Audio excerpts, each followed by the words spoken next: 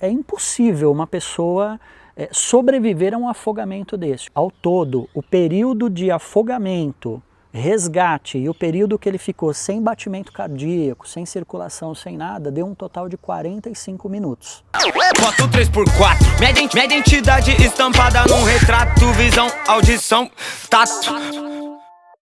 Eu me lembro que a Gisele chegou para mim numa ocasião e ela falou assim, eu acho que eu tô grávida, né? A primeira coisa que eu fiz, eu abracei ela, tudo, a gente ficou muito feliz com a chegada do terceiro filho, que seria o Feu. A gente falava que ele era o poeta da casa. Na escola ele sempre foi um bom aluno, foi um aluno legal, exemplar, ele sempre fez amizade com todo mundo e ele sempre foi assim, quietinho, no cantinho dele, sempre brincando ali com os brinquedinhos dele. Ele tinha pedido para mim para dormir na casa do amiguinho, porque eles iam viajar para Ubatuba e tal, e ele queria ir junto. A princípio eu não deixei. Quando eu cheguei em casa, eu ainda sentia aquela vontade, falei, não, eu não vou deixar ele ir não. O que aconteceu? A vizinha, ela falou para mim, não, o meu filho também vai, então não tem problema. Tranquilo. No dia seguinte, ela aparece na porta da minha casa, lá do apartamento, dizendo que houve um acidente. Nesse dia, em Ubatuba, era um dia de ressaca. A maré puxou os três e um dos meninos conseguiu escapar e foi pedir ajuda.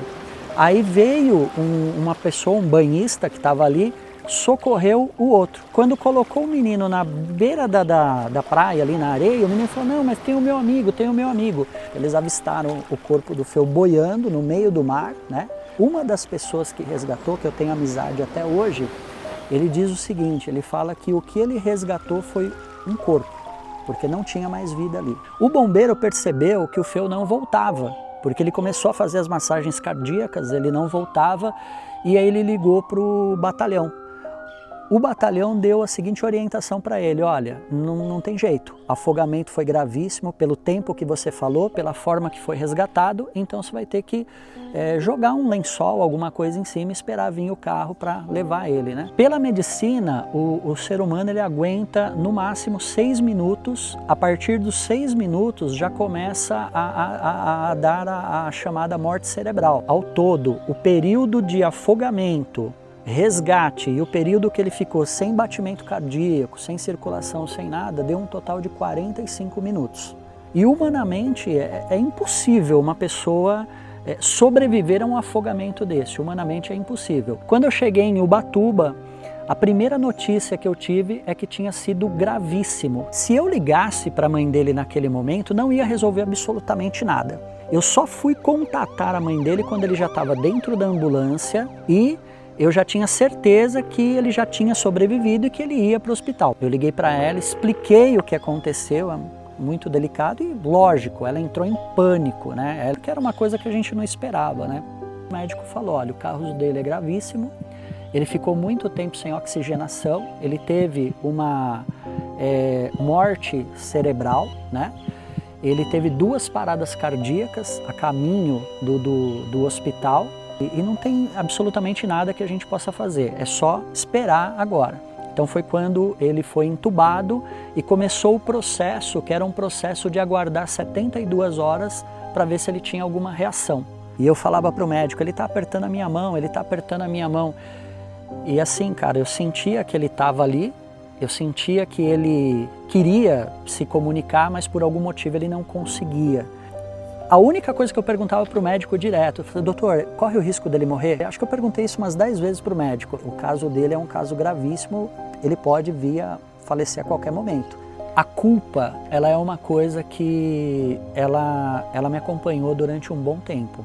Eu sempre fiquei perguntando assim, putz, por que eu deixei? Pô, eu deveria não ter deixado ele ir, né?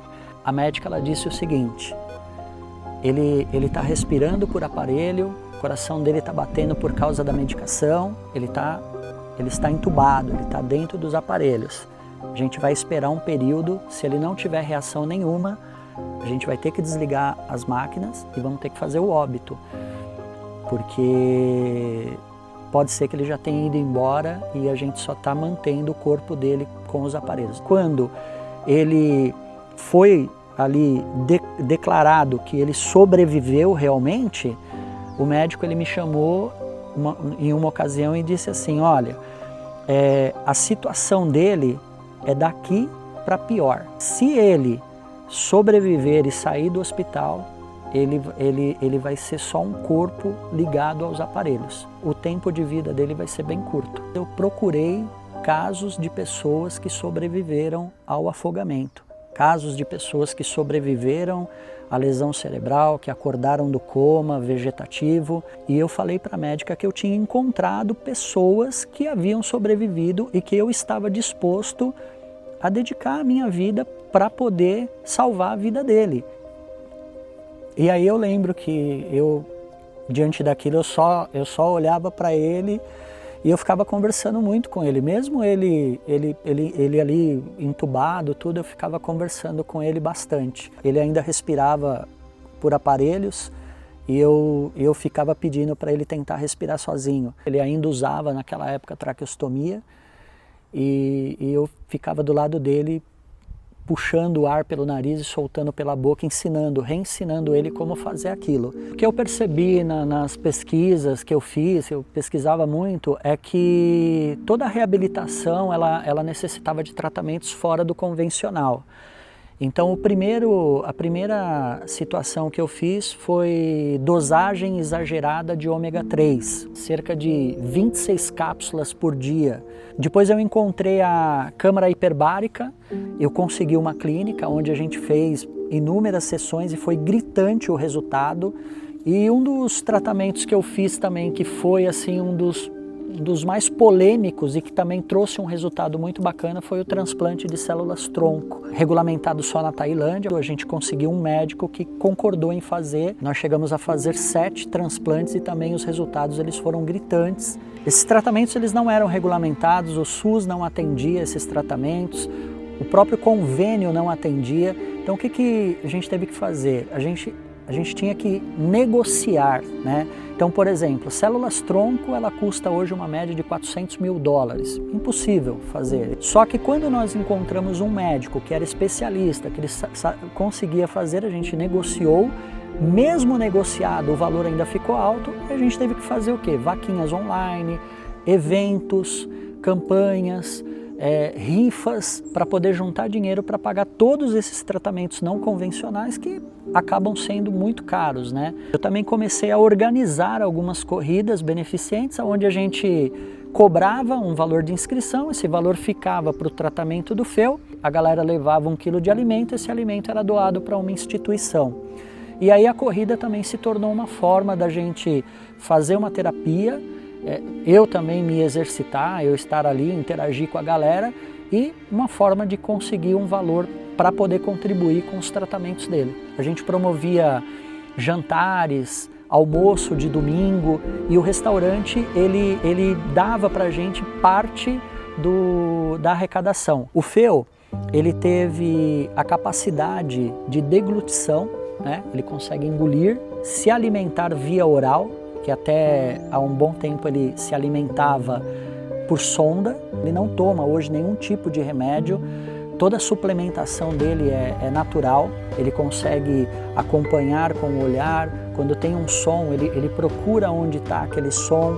Isso também faz parte do processo de estímulo da reabilitação. Quando ele toma um susto e ele se vê em perigo, ele consegue levantar e ficar em pé. Isso já aconteceu 3 vezes. Quando ele se concentra bem e ele faz um esforço, ele consegue emitir voz audível, iniciando um processo de tentar conversar. Se olhar como ele foi internado, todo o diagnóstico, toda a característica que ele tinha, e olhar hoje como ele está, é um avanço muito grande.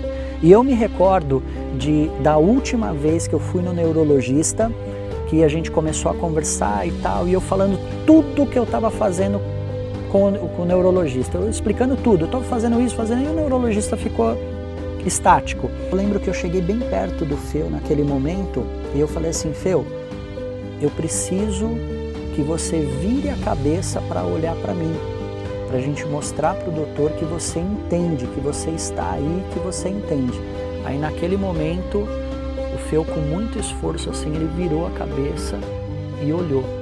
Quando aconteceu aquilo, eu me recordo que o neurologista ele falou, cara, não para de fazer o que você está fazendo. A reabilitação de um cérebro, ela é ainda inexplicável, né? Mas aquele foi um momento muito bacana e o segundo momento foi o dia que eu pedi para o Feu falar. Ele estava bem concentrado, descansado, tranquilo, então ele virou o olho para um lado, virou o olho para o outro e foi ali tentando emitir a voz. Foi uma coisa fantástica. A partir dali a gente começou uma bateria de sessão na fonoaudióloga, que era para ele desenvolver esse tipo de comunicação. E aí, com tudo isso que aconteceu, eu acabei criando um grupo de apoio, porque na época eu procurei, eu não encontrei, né, um grupo de apoio que orientasse o caminho que eu podia seguir. Então eu criei um grupo de apoio chamado Reabilitação Cerebral, onde pais e mães, eles entram no grupo e começam a ter ali orientações de que caminho seguir, quais terapias são viáveis, como conseguir as terapias. E nesse grupo participam médicos, terapeutas, advogados, assistentes sociais. O grupo é aberto para o Brasil inteiro, então tem pessoas de todos os estados, tem pessoas de outros países que viajaram para fazer tratamento fora e aí eles aconselham a gente quais os tratamentos são legais. Tem pessoas que moram no exterior e buscam aconselhamento no grupo para ver que tratamento pode estar sendo feito, que tipo de terapia, e o grupo ele tem ajudado muitas famílias. Foi uma forma que eu encontrei de agradecimento, de poder ajudar outras famílias a poder encurtar esse caminho da reabilitação. Eu acredito que eu vivo um milagre todo dia, eu acredito nisso. Houve algum tipo de intervenção ali, ele sobreviveu e eu acredito que todo dia que ele acorda e abre o olho, eu acho que é um dia parecido com um milagre. Meu sonho era um dia eu acordar de manhã e chegar no quarto e ele poder falar comigo de volta, né? Esse é um sonho que eu tenho, dele conseguir se comunicar, falar o que ele está sentindo, o que ele quer, aonde ele quer ir. Eu acho que isso é uma coisa que eu vou ficar muito feliz quando se realizar. Fazem 8 anos que ele está nessa condição que eu digo que é preso dentro do próprio corpo. Mas eu imagino esse dia, né?